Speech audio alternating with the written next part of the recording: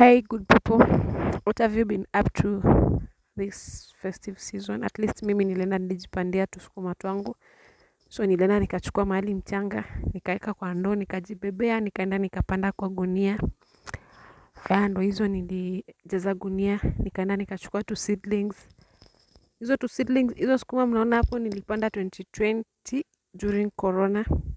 Ndo hizo sasa zimechoka, zimeanza kukauka, so I decided badala niache zikauke seedlings zipotee, nika transplant, nikachukua hizo two seedlings. Sijui hiyo type ya sukuma inaitwa aje, but that's what I used as my seedlings. Sikuenda kutafuta seedlings eti kwa mchanga somewhere. Nilienda nikatoa hizo zinaitwa aje, miche, I don't know. Agriculture nilifanya but nilimaliza form 4 nikaachia hapo. But that's what I did. Whatever things that you're seeing there, ndo nilifanya. Nilichukua hizo cuttings, cuttings exactly. Nilichukua cuttings, nikaenda nikapanda. After kupanda, nikachukua tu tusukuma zangu, zenye ziko hapo around. Kuna tusukuma nilipanda during elections, August. Nikapanda hizo tusukuma. So hizo saizi ndo tunatumia. Nikachukua, hiyo maji yenye mnaona hapo nimeenda nimeosha sukuma zangu vizuri. So hiyo maji instead ya kumwaga tunaekea sukuma hapo hivyo zinaendelea kumea.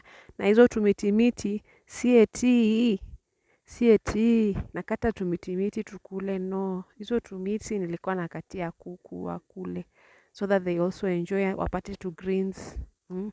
Sasa wewe umekuwa ukifanya nini? What have you been up to during the festive season? Were you the person mwenye unabeba sukari kilo moja and then unaenda kuambia watu wakupatie maharagwe, mahindi, kila kitu yenye wamepanda kwa shamba? Ama wewe ni wale wa kuenda home kuenda kufurahisha watu?